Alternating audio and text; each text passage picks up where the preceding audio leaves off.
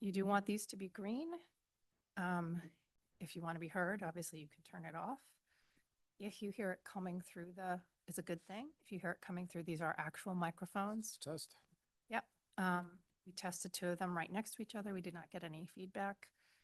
You don't have to yell into it. But as long as you're sort of hearing some version of it come through the regular speakers, it's also going out via Zoom, clearly. Did Andrew say?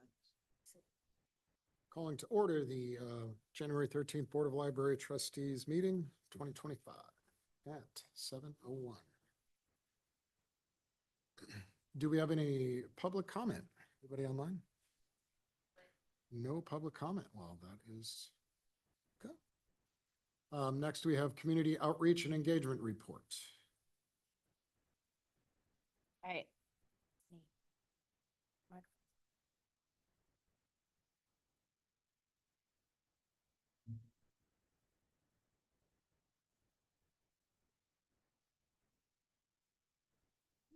So I'm doing this from Canva. My concern is you're going to see my notes, but isn't that big of a deal? We promise we won't.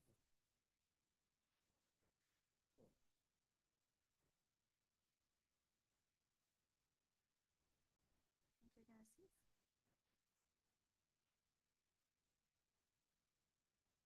Yeah, you're seeing my notes. All right, I'm gonna.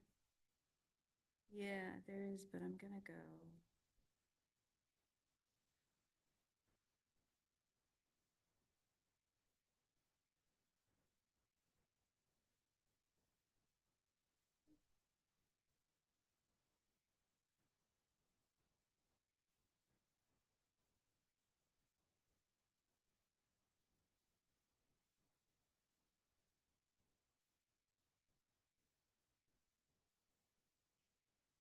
You know what? Maybe you could show.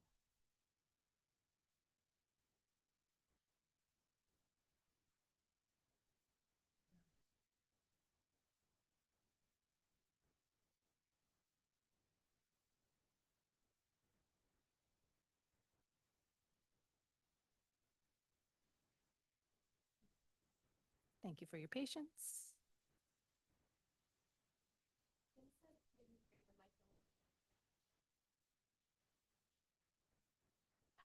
I wasn't really doing it yet. Okay. All right.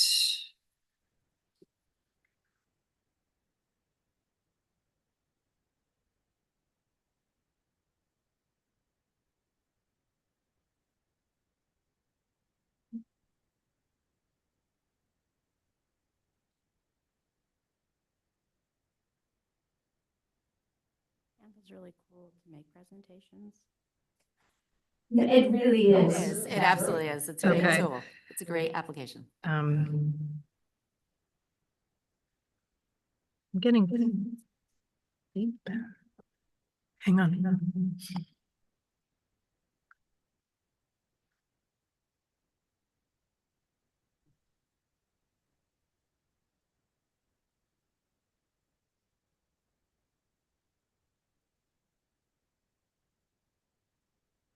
Hey, can you export it to PDF?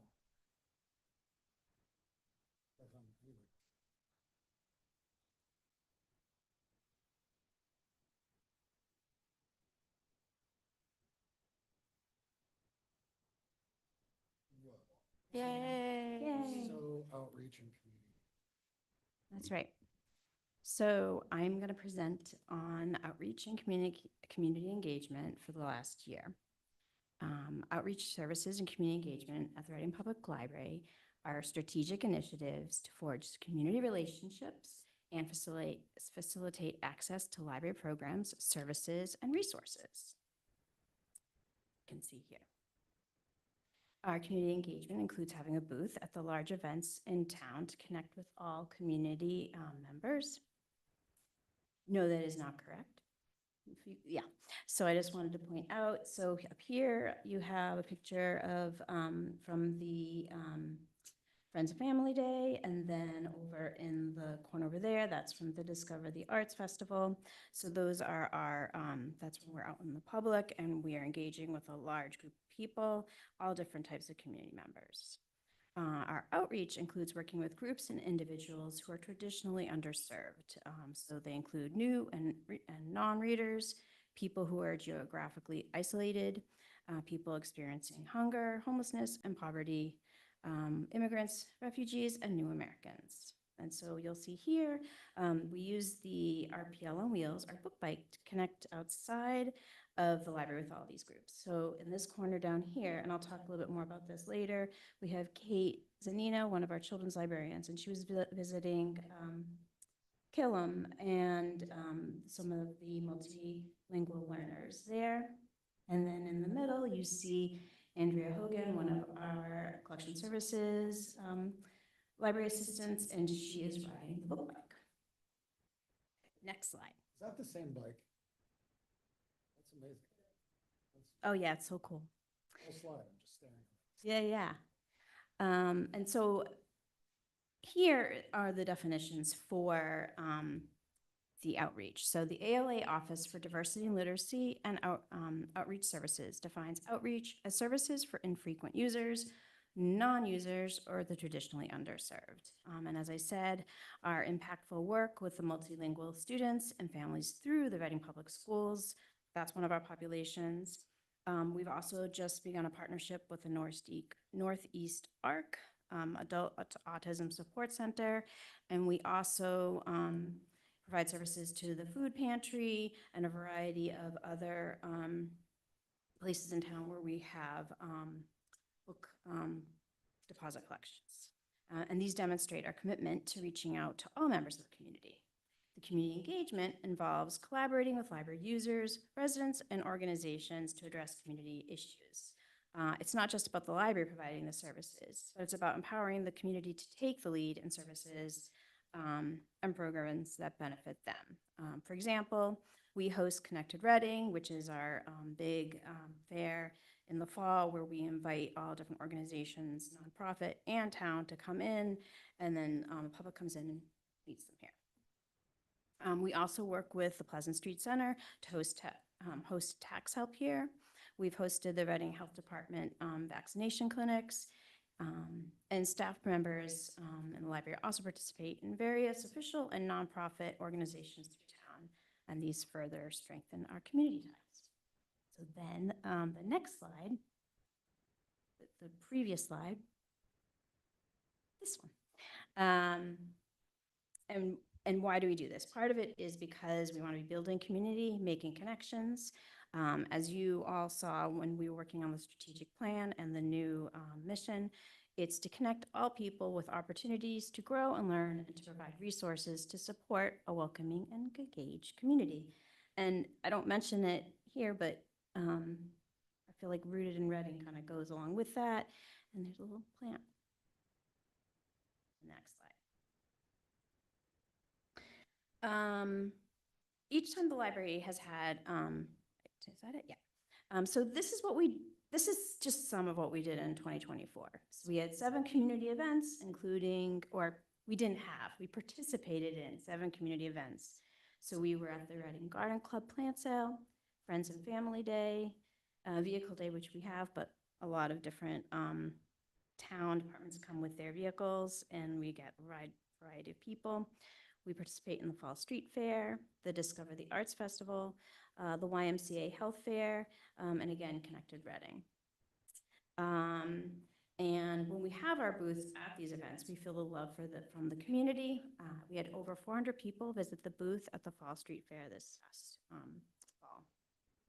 It isn't just about the number of attendees. It is about the impact that we have. Our children's librarian, Kate Zanino, has worked closely with the multilingual learners, and it was suggested by the teachers that she bring the book bike to 2 different apartment buildings in town where these students and their families live. And so the outcome of that was the Treats and Beats concerts. So they were held at these apartment buildings near Washington Park and at the Lakeview Apartments. So these are people who can't always get to the library very easily, so we go to them. And as I showed you at the very beginning, she brought the book bike to Killam and met with the multilingual learners. it made such an important impact on these students, many of whom are fairly new to the US.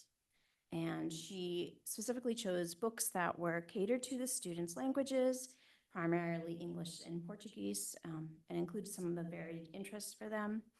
They enjoyed reading them afterwards, and this significantly contributed to the students' progress in their developing English language skills. We've also hosted the multilingual learners here in the summer for tutoring. So they'll come in and they get tutored here, and it's a good way for them to continue having that relationship with their teachers, but also get to know the library more and feel more comfortable coming here. We went with the book like to 5 different summer five Reading Recreation summer performances at Memorial Park.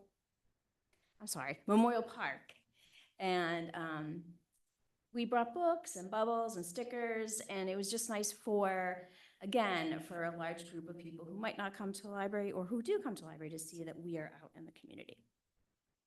And then we have, at this time, 5 different deposit collections. So we provide deposit collections to Sawtell, to the Pleasant Street Center, Peter Sanborn, the Food Pantry, and also to Solstice House across the street. Next slide.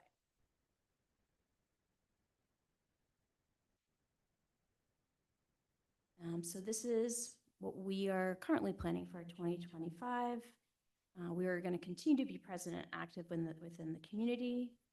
We're going to continue to participate in community events, and we're also going to continue to invite community organizations to partner with the library. We have the Northeast Arc is going to have a art show here in March, and so there'll be art in both the conference room and the community room, and they're very excited to welcome people from the community to come and see what their clients are doing.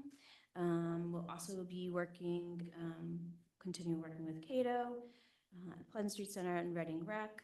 One of the great things that Reading Rec is doing is they're going to be helping us advertise some of our programs, and hopefully we're going to do a big program with them possibly this summer. So again, it's just helpful to have these really good relationships. So, I'm ad-libbing a little bit here. And as you can see, so all these connections are valuable internally, externally, and we look forward to what the next year will bring. And that's all I got. Any questions? Michelle, can you explain a deposit collection? Yep. I was gonna ask that too. So the deposit collections, so some of them I think are books that have been removed from the library and will live elsewhere. Some of them, they'll be checked out for a certain period of time, and then people can borrow them and return them there. We understand that some of these, they're just not going to come back, and that's okay with us. I know that one of the things that we're really trying to do is to get into some more of the apartment buildings. We're having a hard time getting connections with the managers of those spaces. So if you have any connections, we would love to hear them. I know, I'm pretty sure with the food pantry, they get a book when they go there. That's not really deposit collection, but we just want to make sure we're making, that they have something of their own. I didn't know, well, look what, I think, so I'm aware of what happens at the food pantry, but there's no sort of mechanism to check something out and no checking that it's coming back, any of that. So I didn't know if it, at some of these other locations, if that mechanism existed. We check out items to something like Peter Sanborn for an extended period of time, Pleasant Street Center for an extended period of time. And they are not checked out there, they're just taken and brought Okay. back. Yeah, okay. Just so they don't appear on our catalog as available. Right.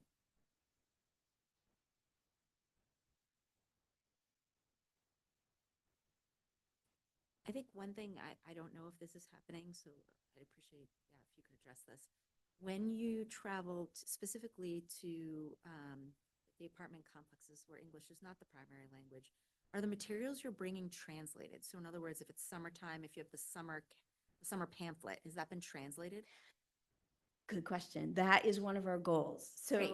So I have, I've been slowly translating our welcome guide, our digital resources guide, our online resources, our library card sign up for kids. That's been translated to Portuguese. Yes, I would like to be doing that, and that is one of our, as part of our action plans. And it's also part of our DEI. So we had the DEI assessment, and we've been really working with Albert and Ilka to come up with what our next steps would be. And one of them is to start making things more accessible, including translating a lot of our material that we hand out to people. Yeah, that would be great, because I think if you don't speak English, it's very difficult right now to navigate our materials. Yeah, for sure. Yep.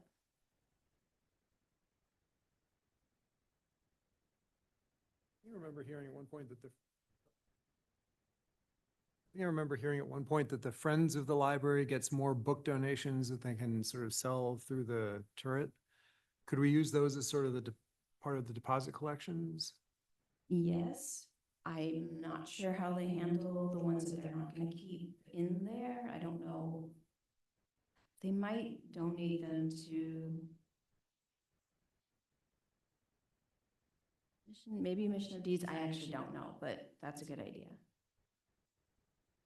I thought that Mission of These did not take books. I don't think they do. I could be wrong. Yeah, they definitely do. They do? I mean, I don't know if it's Mission of Deeds either, so it's someplace. It'd be nice if we could deposit them in some of these other places, though, if they're not keeping them, perhaps someone could talk to the Friends about that and see if they were willing to do that. Yep.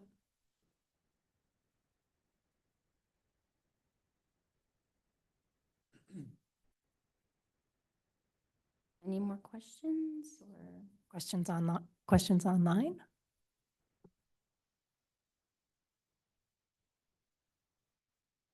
Thank you. All right, thank you. That was Thank you great. very much.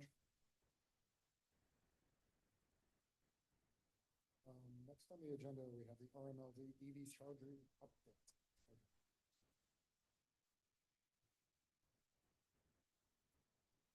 Thank you for doing this, Amy.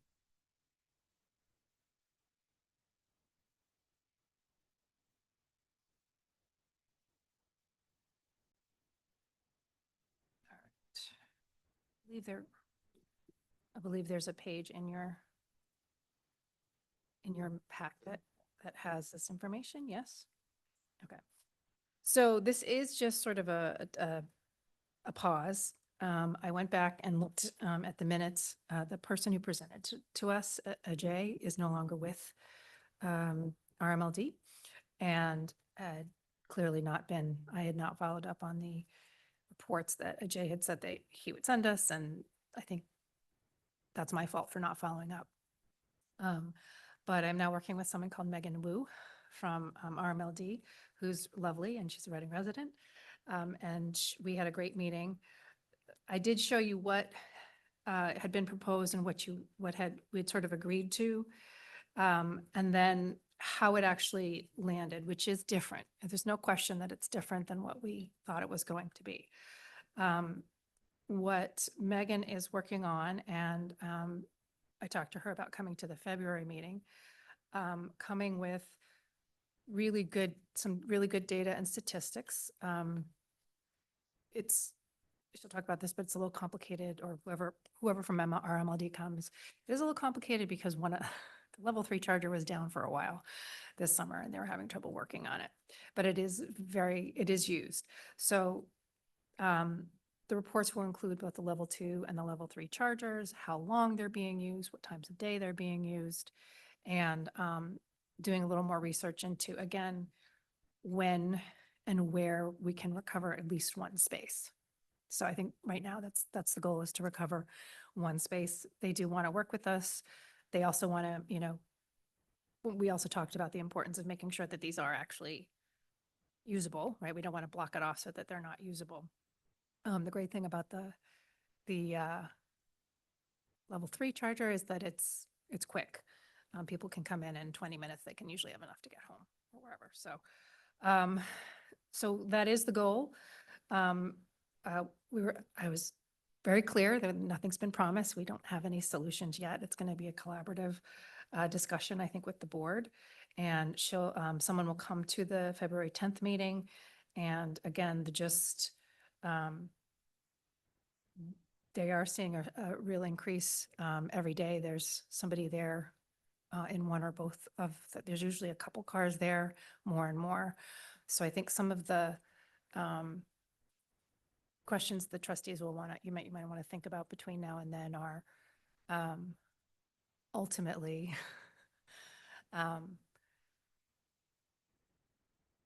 if all the parking spots were given back, does that matter? Like, meaning what is your threshold? Is it just about, is it worth it if you're getting so much of a usage in a particular spot? What are the thresholds? And there could be 6 people with 6 different answers, and that's perfectly fine, but that's what the discussion will have to be about in February. Do they have percentages of?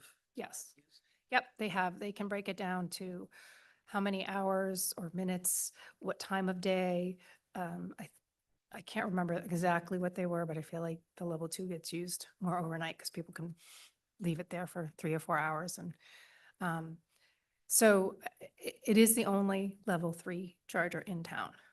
So that's just, or at least that's sort of publicly available. So that's, Will they change the other 2 to level 3? no, I don't think so. I don't think there's any plans now. And also, this is an investment for RMLD as well. So these are all questions I think that Megan will be able, or someone from RMLD will be able to answer. They are expensive investments, but if, I guess, I think the original question I wanted to ask was, is there a number or percentage of usage that you would say, oh, wow, that's really worthwhile? Like if 4 spots were being used between 9 and 9, 60% of the time or 50% of the time, is that a number? What's that number that the trustees would be wanted to go for? Out of curiosity. Yeah. Excuse me. Out of curiosity, do we have numbers, any kind of numbers about the regular parking spaces? No, and that's the other thing that we were going to kind of look at, because, I mean, I'm not sure how I would do that other than to maybe snap a bunch of pictures. The Rotary, they wanted to have volunteers. I can have someone count parking spots, because that's the other thing is, it is correct. There are times when it is really busy, as you know. And then there are times where, the kids can play hockey out there, and the library is open. And so I think that's why I'm saying to think about between now and then, what would make you feel comfortable? What's a percentage usage or time usage that you feel would say, and, would make it worthwhile for those spaces? If we look at the January picture that's in our packet, Yes, I just want to make sure I understand that parking spot 3 and 4, those were attached to the level 3 charger. Yes. Spots 1 and 2. are yes, attached to the level 2 charger. correct. Okay. Well, they're not attached, but they're No, no, no. accessible. Yeah, That's they where were you would intended. park. If you were Right. to use level 2, you'd park in 1 and 2. If you were to Right. use level 3, you'd park in 3 or 4. Right. Okay.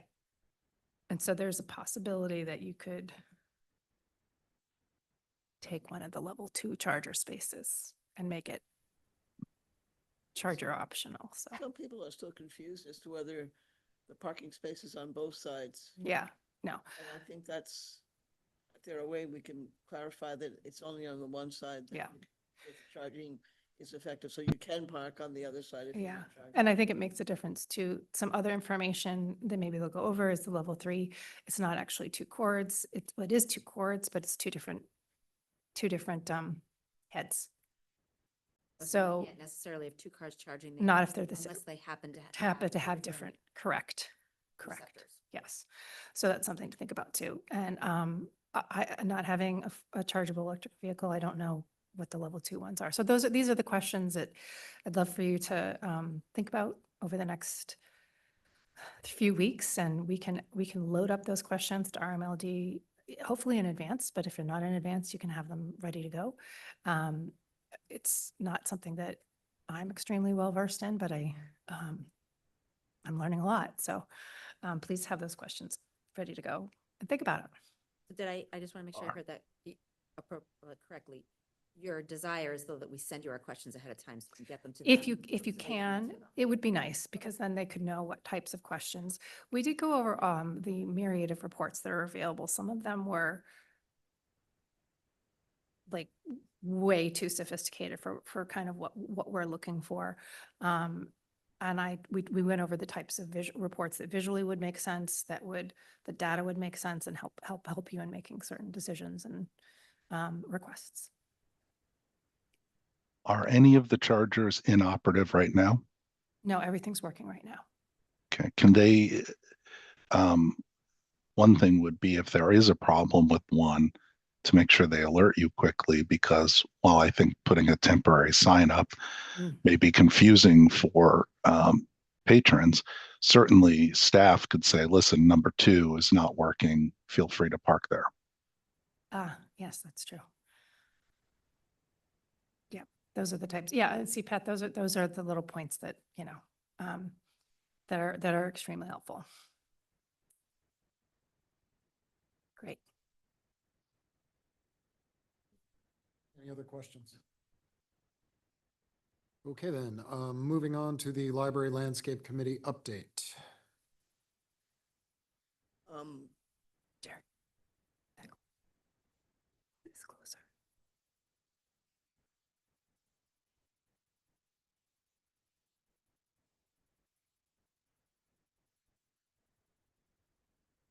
The Library Landscape Committee has gone through various stages of looking into everything. And I think there's some stuff in the packet. Yeah. We've been meeting for almost 2 years now, I think, is that correct? And we had our initial proposal, which came in with extraordinarily mind-blowing numbers, which we clearly knew wasn't going to work. We then went and asked the Activitas to come back with something a little bit more palatable for us, which they did. Can we mention numbers? Absolutely. Okay, the original proposal was for, I believe it was $1.3 million. And that just seemed awfully mind-blowing. We were always intending never to use public funds, that this would be privately done. Our current plan is for something around the vicinity of $350,000, which will include a seating area and a performance area, some other seating, some landscaping work, sustainable gardens, that sort of thing. Amy has spoken to people at the foundation, and they seem fairly enthusiastic about the project in some ways. And what I think we need now is for the trustees to actually vote and indicate whether they're interested in continuing with this project or not. We're hoping that you will, and I think we presented information a few months ago. The board seemed pretty interested in it. We think it will enhance programming for us, particularly in the warmer months of the year. Probably wouldn't do much right now, but it would be better a little bit later, perhaps. So if anybody has any questions or would like to know a little bit more, ask away. Pat, did you want to add anything to that? Sure. We've had a number of discussions at the foundation about this. We had a presentation back in 24. The issue being one of both quorum and then also making sure enough people were present, just because this is a bigger ticket item than the foundation has done in recent years, I would say. The last meeting was last Thursday, where the foundation did vote to approve or agree to commit themselves at the 350 figure, either through current assets or ongoing efforts for fundraising. And I think that would be a robust part, which we'd be relying quite a bit on the committee for. But the commitment is there again in fundraising efforts and or current investments. I should have mentioned also that to get to the step where we would actually get someone to make a formal presentation and give us all the specs for the job, it's usually about 10% of the cost of the project. So we would like to ask if possible, if the trustees would be willing to put up the approximately $35,000 required to take that step, which would come out of, I think, maybe. Gifts, state aid, or, yeah, gifts or state aid, yeah. So in approving this, that would be part of the deal of making the board approving it would be also the spending of this money for an actual plan that we could then go out Right. and get bids on. So this is a design process, a design bid process that goes out. And we would work with town procurement, Katie Gabriello, and we'd solicit bids, we come back.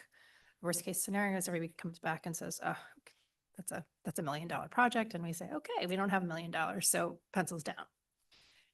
Best case scenarios, we get a few design bids. We can choose with them because they're designing. We go with, it will be a tight design bid with some very specific requirements. And that it's within that $350,000 range or very close to that. As Pat alluded to, the foundation was, like, we got you at the 350. If it's more than that, we're gonna revisit it and see what other fundraising needs to go on. So the good news is you have some base funding ready to go. But what you need to do is that next, beyond the concept design, which is what the original design was just conceptual.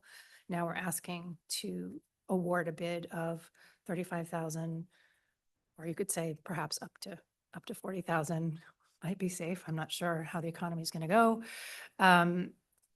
to go through this design process to offer that out. And then what would happen is at the end of that, we go through that, you have the money, and then if the project doesn't go forward, you still owe those people for that design that the fairly detailed specs. We would owe them that money, and then we'd wait until we had fully funded and then go forward with that. This is something we don't do very often, but that the town does very frequently. So I have full confidence in the procurement process. Just a quick question, because I'm unfamiliar with the process. The 35 to 40K, is that like a ballpark figure, assuming we get X number of bids for design, or is it? We would probably have, I think, I'd have to check with Katie, but I believe we say that this is what the bid amount is. And it's generally expected to be, as Terry said, about 10% of the project, give or take.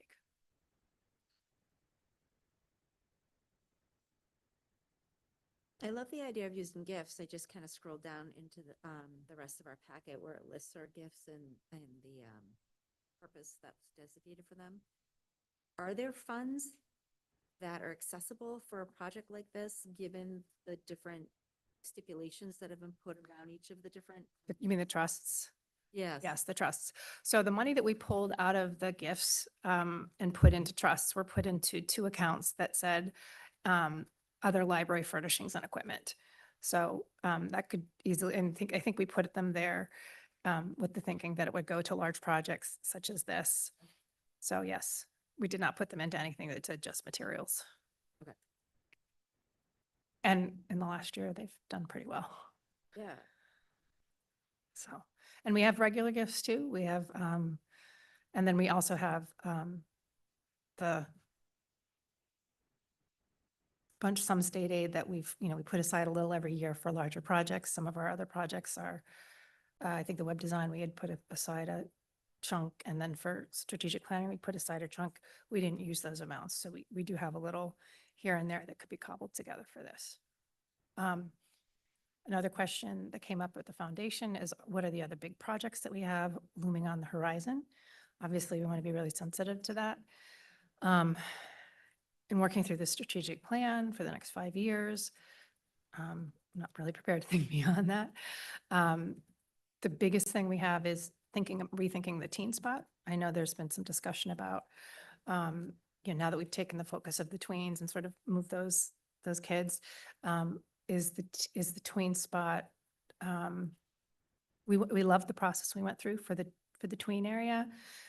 Having a group of young people working with that, working with designers, coming up with furniture that really, so maybe just a refresh and maybe a little bit more, but it would certainly not, it would cost the same or less than whatever we dedicated to the tween area.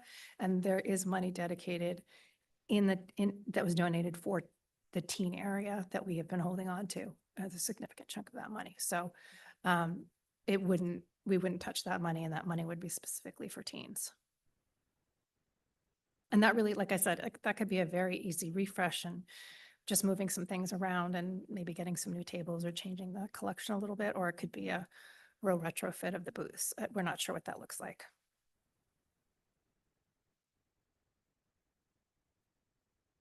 That's the only other project. So just to be clear, we as the board the vote is to release those funds to start this process, correct? Yes, to commit to those, to commit to spending, again, I would say up to, I would try to go as close to 35,000 as I could, but I would also want to be able to talk to the procurement director about that. In terms of Is how she there a feels. valid or wide difference between 35 and 40? That's what I don't know. Is it something, Jermaine, that we should wait to know before we vote?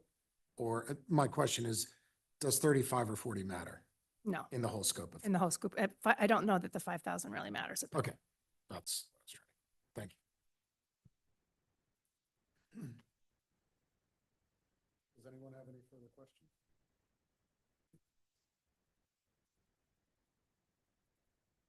Do we have a motion to, I guess, vote on the release of 40,000? Up to 40,000 to start the design bidding process for the outdoor space. So move. We have a second. All in favor? Roll call. Oh, roll call. Sorry, you guys are online. Pardon me. Mr. Egan, In favor. Andrew Gregory, Yes. Sherry, Yes. Annette, Yes. yes, sir. Yes. It's a yes. The motion passes with full quorum, 6-0. Thank you. Thank you. Can't believe that. We've been working on this for a while.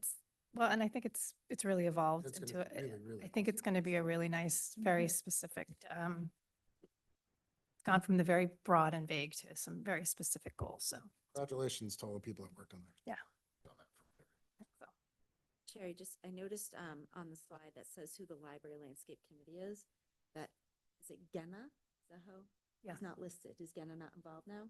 No, he resigned, because he had other obligations, so he wasn't able to devote the time to it anymore.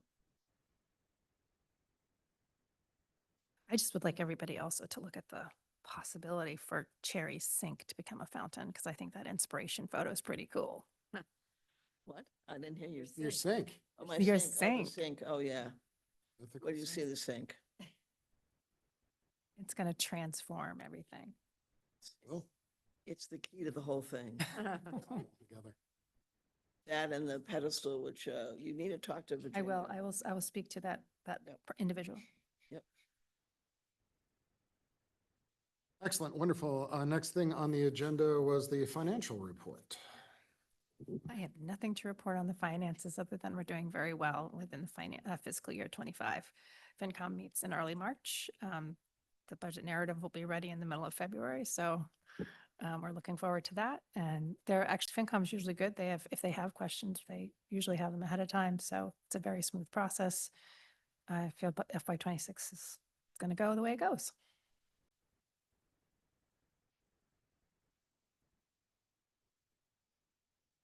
Oh, I do have a question quick.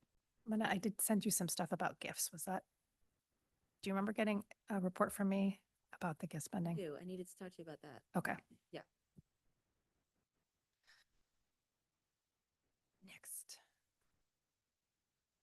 Thank you. Next item on the agenda is the director's report. Yes.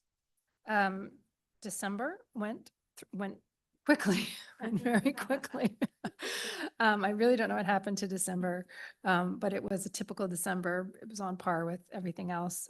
As is typical, we're seeing fairly steady circs of our physical materials and increases in our digital uses. Visitors are, we actually had a slightly busier December, but it's usually a quieter month because between the holidays and the breaks, but it was busy. If you ever have any questions about the statistics, please let me know.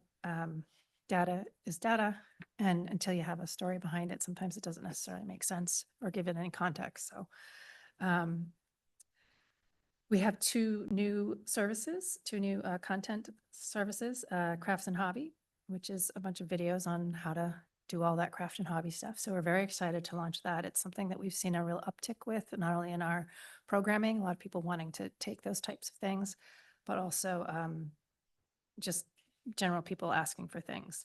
I mean, I think you can get some of the same stuff on YouTube, but these are curated and it was tested out by several staff members who are very excited. Ads every 30 seconds. Yeah, no ads.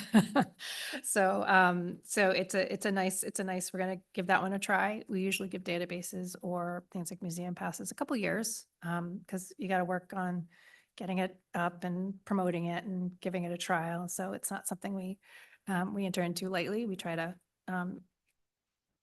think about it before we jump in there and then give it a good chance. The other thing, which is not a cost, is the Family Search Service, which is from the Latter-day Saints in Utah. They have one of the most extensive genealogical databases, and you have to be a library affiliate to actually have access to it. So we are now officially a public library affiliate, and through our website, you can access their digital collection. I believe I'm not sure if it's library use only. It is. Yeah, I think it's library use only. That's the one thing. That and ancestry.com, you both have to come in, you have to come into the library and use it. So it's based on Are the, there dedicated machines for that? Do you have to do certain kernels or is it just? No. No, it just only works from within our network. Craft and Hobby you can use from home or on site. So, but that's actually, that has also been a couple year process because you have to apply and they have to decide whether you're worthwhile. But there are a couple other, I think Wilmington might be one as well, but there's not a ton in this, in our area, but there's a few. Let's see here. Oh, our meeting room is almost done. I think we have one more aspect. We're going to work on the air media connections and No, their media is all set. air media is also. The only issue was something to do with literally the volume. Yeah. And so IT is working on it. They came over again today just to make sure everything worked fine, and it's just a volume issue. Yep.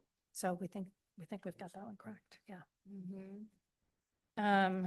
And then I just ran through some of the great programs that we had and that we had in the end of 2024. It was really a fun month.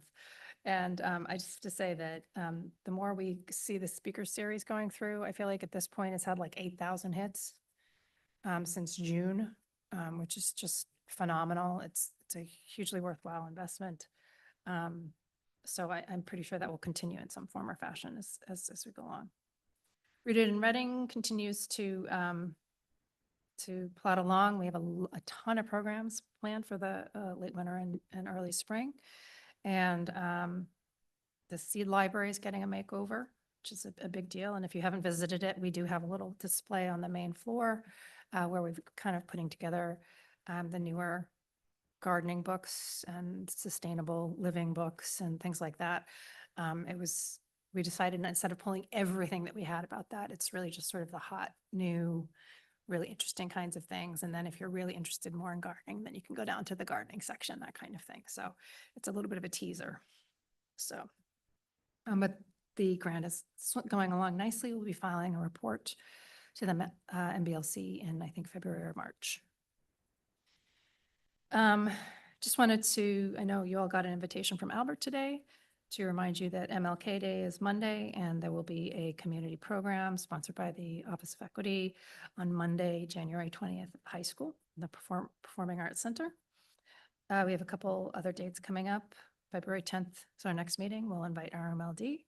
I mentioned the FinCom budget reviews and then another meeting in March. But other than that, it should be, hopefully, knock on wood, a quiet couple months.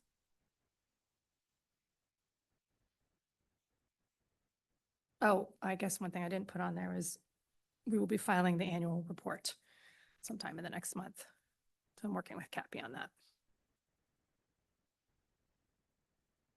That's all I got. Anyone have any questions? No? Thank you, Amy. Next item on the agenda is the approval of the December 9th, 2024 meeting minutes. Does anybody have any questions or changes? Do we have a motion to approve? Move to accept the minutes as presented. And a second? Second.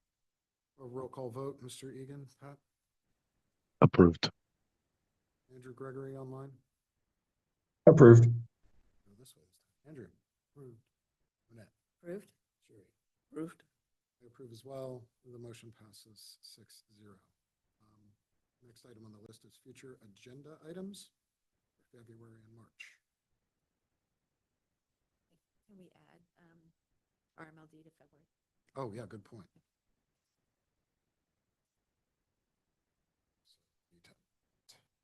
We don't need a vote for that, do we? No. Thank you. Just,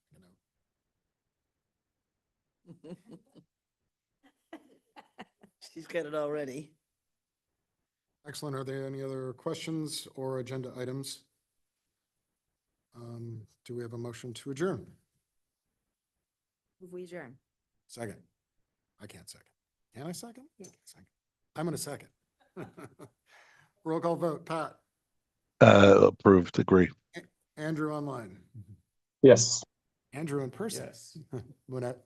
Yes. Sherry? Yes. I approve as well. I call the meeting of the January 13th meeting closed at 7:48 PM.